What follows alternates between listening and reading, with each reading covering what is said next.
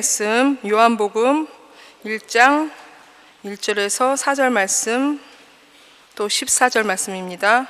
태초에 말씀이 계시니라. 이 말씀이 하나님과 함께 계셨으니 이 말씀은 곧 하나님이시니라. 그가 태초에 하나님과 함께 계셨고 만물이 그로 말미암아 지은 바 되었으니 지은 것이 하나도 그가 없이는 된 것이 없느니라. 그 안에 생명이 있었으니 이 생명은 사람들의 빛이라. 14절 말씀입니다. 말씀이 육신이 되어 우리 가운데 거하심에 우리가 그 영광을 보니 아버지의 독생자의 영광이요 은혜와 진리가 충만하더라. 아멘. 오늘 우리가 요한복음을 1장을 지금 우리 김세현 집사님과 함께 읽었는데요, 이 사복음서는 마태, 마가, 누가, 요한은 예수님에 대해서 증거를 하고 있습니다. 그런데 이 처음은 모두 다 똑같이 예수님의 시작에 대해서 얘기를 하고 있어요. 그런데 마태, 마가, 누가와 다르게 이 요한복음은 예수님의 시체를 아주 독특하게 시작하고 있습니다. 우리가 잘 아는 것처럼 마태복음은 예수님의 시작을 처녀가, 동정녀가 성령으로 잉태하여서 예수를 낳으리니 그 이름을 임마누엘, 예수라 하라, 그렇게 얘기를 하고 있습니다. 동정녀로부터 나오는 동정녀 탄생론을 얘기하죠. 누가는 역사학자답게 로마 제국의 황제 아우구스투스 때 천하의 호장령을 내려서, 그 아우구스투가 바로 우리 로마 옥타비아누스 초대 황제 아닙니까? 그럼 구체적인 역사를 들어서 예수라고 하는 분은 이 역사 가운데 실제적으로 태어나셨던 분이다라고 하면서 역사적으로 예수에 대해서 증거를 하고 있습니다. 그런데 이 요한복음은 좀 독특합니다. 예수 그리스도의 탄생, 그것은 2000여 년 전에 우리가 지금 알고 있는 12월 25일이라고 하는 이런 시간과 공간 속에서 태어났지만, 그러나 예수 그리스도의 실체는 그때가 아니라 영원 전부터 있었다라고 설명을 하고 있습니다. 그런데 그 영원 전부터 있었다라고 하는 말씀을, 그 이야기를, 예수 그리스도에 대한 증언을 뭐를 가지고 설명하냐면은 여기 말씀이라고 하는 걸 가지고 설명하고 있어요. 우리 아까 요한복음 1장 1절부터 4절까지 읽고 14절 읽었는데 14절에 보면은 그렇게 되어 있어요. 요한복음 1장 14절에 보니까 말씀이 육신이 되어 우리 가운데 거하심에, 그랬어요. 말씀이 육신이 되었다. 여기 육신은 바로 예수 그리스도를 의미하고 있습니다. 그런데 이 앞에 말씀이 육신이 되어서 우리 가운데 거했다, 우리 가운데 거했다라는 것은 우리 가운데 살게 되었다, 우리 가운데 정착하게 되었다라고 하는 그런 뜻이에요. 그러니까 예수 그리스도, 여기 육신은 예수 그리스도를 뜻하는데 예수 그리스도가 우리 가운데 살게 되었다, 태어나신 거예요, 육신으로. 그런데 그 태어나시기 전에 예수, 육신은 뭐였냐면 말씀이었다라고 하는 거예요. 그런데 여러분, 그럼 말씀이라고 하는 것이 무엇인가라고 하는 것이 여기에 핵심입니다. 그 말씀이 무엇인가를 알면 예수 그리스도가 누구인지를 우리가 알게 되는 거죠. 그런데 이 말씀은 무엇일까? 이 말씀은 여기 성경에 보면은 애초부터 태초부터 있었던 것이라고 얘기를 하고 있습니다. 우리 1장 1절로, 요한복음 1절로 돌아가면 그렇게 얘기했습니다. 태초에 말씀이 계시니라, 그렇게 했어요. 태초에 말씀이 계시니라. 이 말씀이 하나님과 함께 계셨으니 이 말씀은 곧 하나님이시라. 태초에 창세기 1장 1절에 있는 말씀과 아주 유사한데요, 창세기 1장 1절에 못한 태초에 하나님이 계셨어요. 그런데 여기는 태초에 말씀이 계셨다. 그리고 나서 곧바로 이어서 이 말씀이 곧 하나님이시다. 그러니까 말씀, 태초에 이 세계가 창조되기 전에 하나님이 계셨는데 그 하나님과 함께 또 뭐가 있었냐면 말씀이라고 하는 것이 있었어요. 그런데 말씀이 따로 있고 하나님이 따로 있었던 것이 아니라 이 말씀이 곧 하나님이시다. 성경은 이렇게 얘기하고 있어요. 여러분, 이게 그냥 이 말 뜻 자체는 우리가 쉽지만 이 말씀이 우리가 이해가 잘 안 되는 것이에요. 그런데 이 요한이, 그래서 이 예수님의 오심을 태초에 말씀이 계셨다, 이 말씀이 하나님이신데 이 말씀이 육신으로 우리 가운데 거하게 됐다라고 이렇게 간단하게 설명하는데, 장황하게 설명하지 않는 것은 이 당시에 말씀이라고 하는 이 말을 딱 쓰면은 그 당시에 있었던 모든 사람들은 금방 그 말씀이 무엇을 뜻하는지를 이해하고 있었던 겁니다. 이 요한복음이 썼을 때 신약 시대는 헬라 그리스가 모든 것을 지배하고 있던 나라죠. 그리스 문화, 그리스가 헬라어가 다 지배하고 있었던 시대인데, 여기 말씀은 우리말이지만 이것을 그리스어 헬라어로 성경 원어로 보면 우리가 잘 아는 이 말씀은 로고스라고 되어 있습니다. 여러분, 그리스 철학, 그리스 문화, 그리스어 헬라어에서 로고스라고 하는 것은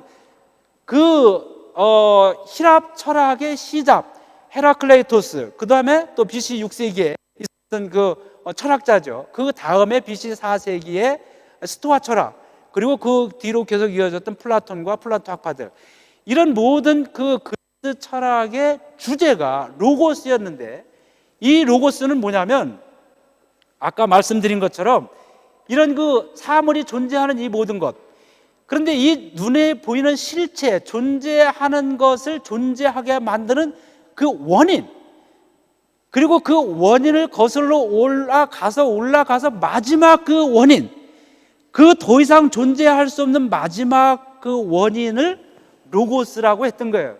그런데 이런 작은 눈에 보이는 사물뿐만 아니라 우주론적으로 이 우주 실체가 우리 돌아가는 것도 여러분 신기하잖아요. 지금은 과학이 많이 발달돼서 이렇게 많이 하고 있지만, 그러나 그 옛날 사람들이 볼 때는 이게 너무 신기한 거예요. 어떻게 해가 이렇게 뜨고 지고 그 다음날 또 똑같이 뜨고, 그러면서 또 이 지구가 또 태양을 향해서 돌고 스스로 돌면서 말이죠.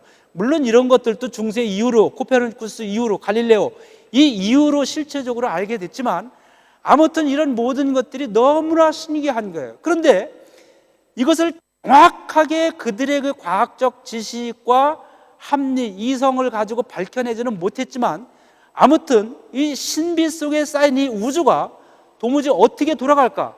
그런데 우리가 모든 것을 다 밝혀낼 수 없지만 이 우주가 신비롭게, 조화롭게 이렇게 돌아가게 만든 그 근본 원인은 반드시 있을 것이다. 그 근본 원인을 거슬러 올라가서 더 이상 존재할 수 없는 마지막 존재의 근거, 그것이 무엇일까? 그것을 바로 이 그리스 사람들은 헬라어로 로고스라고 하는 그 단어를 들어서 사용을 했던 겁니다. 그러니까 그 당시의 사람들이, 그 당시에 그리스 로마 이 문화에서 로고스 하면 모든 사물, 나를 포함해서 이 우주론적으로 모든 것을 있게 만드는 근본 원인, 최고의 그 높은, 가장 높은 거기로부터 모든 것들이 흘러나오는 그 마지막 근거를 로고스라고 딱 생각을 하게 되었던 것입니다. 이 요한은 그 당시에 세계의 모든 것을 다 이렇게 주관하고 있던 그리스 로마 문명 속에서 이 로고스라고 하는 개념을 들어서 예수 그리스도를 설명하고 있었던 것입니다. 예수 그리스도는 아우구스투스 황제 때에 우리와 똑같은 이런 육신을 가지고 나타나셨지만, 그분은 실제로 모든 만물의 존재의 근거의 근거, 그래서 마지막 근거가 되시는 로고스와 같은 존재이다. 그래서 그분은 우리 여기 말로 하면 말씀이라고 하는 거예요. 그 말이라고 하는 것은요, 여러분 그냥 우리가 이렇게 말을 하잖아요. 근데 이 우리가 가지고 있는 인간 사회 속에서 언어라고 하는 능력은 모든 것을 사실 움직이고 만드는 능력이기도 합니다. 그런데 여기 성경에서 말한 이 로고스라고 하는 이 말씀, 말이라고 하는 파롤라라고 하는 이 말은 단순히 그냥 이렇게 잘잘잘 하는 말을 의미하는 것이 아니라 실체적이고 구체적으로 모든 사물 속에 내재하면서도 모든 사물을 실제적으로 움직이는 가장 큰 그 존재의 근거고 능력이 되는 거예요. 그러니까 이태리 성경을 보니까 참 재밌는 게, 우리 같으면 이 말씀이니까 파롤라라고 이렇게 했을 것 같은데, 이 이태리 성경을 보니까요, 여러분 주보 안에 보세요. 주보 안에 보니까 뭐라고 됐냐면, 이 말씀이 육신이 되었다라고 할 때 일베르보라고 써요. 베르보가 뭐예요, 여러분? 다 동사죠, 동사. 일동사? 아니 그거 좀 우리가 이해가 안 돼요. 그런데 이 이태리어 성경이 참 번역을 잘한 것 같아요. 이 로고스라고 하는 단어는 단순히 어떤 관념적인 그 말, 이것이 아니라 이 움직이는, 생동감 있는 실체적인 움직임, 역동성 있는 구체적인, 살아 움직여서 꿈틀대는 것이라 이런 말이에요. 일베르보라고 여기는 그렇게 이태리 성경에는 그렇게 돼 있어요. 이것이 바로 예수 그리스도가 되는 것입니다. 예수 그리스도는 실제로 움직이는 모든 사물을 존재하는 하나님의 말씀이다. 이렇게 그 하나님의 말씀은 태초부터 있었다라고 하는 거예요. 여러분, 우리가 창세기를 보면 실제적으로 어떻게 했습니까? 하나님께서 천지를 창조할 때 말씀으로 모든 걸 창조하셨잖아요. 하나님께서 말씀하시되, 하나님이 가라사대, 하나님이 이르시되 빛이 있으라 하시니 빛이 있었고, 하나님이 말씀하셨다, 빛이 있어라, 이 말씀이에요. 그러니까 여기 있는 말씀은 단순한 이렇게 흘러가는 이런 말이 아니라, 그것은 그 모든 사물을 움직이게 하는 역동성 있는 구체적인 살아 움직이는 생명인 것이 바로 하나님의 말씀, 여기 로고스인 거예요. 하나님께서는 모든 것을 말씀으로 창조하셨어요. 또 하나님이 이르시되 물 가운데를 궁창에서 물과 물이 나누어라, 물을 말씀을 하셨어요.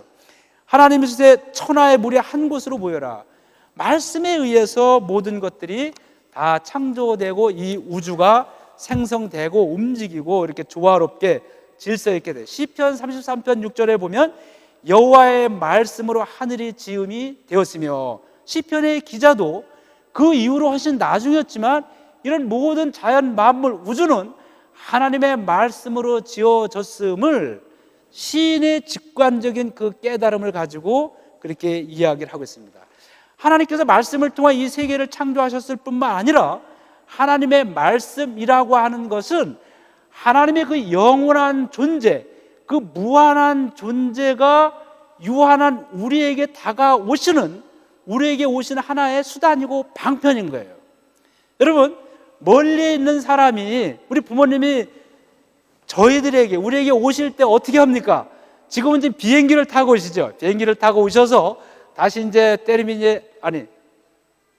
피우미치에 내리셔서 여러분들이 차를 가지고 나가든 기차를 타고 오시든, 그것이 부모님이 우리에게 오시는 수단이에요. 비행기와 기차가. 그런데 하나님께서 우리에게 오시는 그 수단은 프레치아 로사가 아니라, 하나님께서 우리에게 오시는 방법, 수단은 바로 말씀이라고 하는 거예요. 말씀이라고 하는 이 기차, 말씀이라고 하는 이 특급, 이 제트기를 타시고 우리에게 다가오시는 거예요. 모든 선지자들은 그렇게 말했어요. 에레미야 1장 4절에 보면은 여호와의 말씀이 내게 임하시니라. 여호와 하나님의 말씀을 들어라. 하나님께서 우리에게 오시는 방법은 말씀을 통해서 우리에게 가까이 오시는 겁니다. 여기 모든 성경에서 희망의 말씀, 기쁨의 말씀, 또 책망의 말씀과 더불어서 이런 모든 것들은 말씀을 통해서 예언자에게 그 말씀을 줌으로써 우리에게 하나님께서는 다가오시게 되었던 것이죠. 그런데 이런 말씀은 여기 우리 로마에 있으니까 사도 바울의 행적에 대해서, 사도 바울에 대해서 우리가 많이 이야기를 하게 되는데요. 우리 그 작년 연초에, 우리 여기 올 연초인가요? 우리 그 바울이 마지막 갖게 했던 누가의 집을 찾아갔잖아요.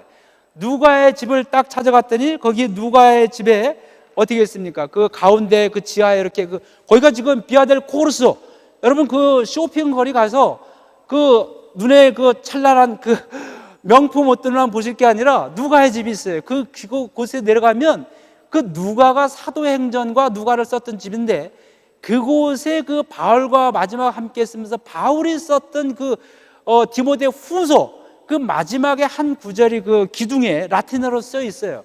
그 디모데 후서 2장 9절에 뭐라고 써 있냐면 그렇게 돼 있죠. 복음으로 말미암아 내가 죄인과 같이 매이고 고난을 받았으나 하나님의 말씀은 매이지 아니하니라. 하나님의 말씀은 매이지 아니하니라 라고 하는 말이 그 밑에 지하에 써 있어요. 그 기둥에.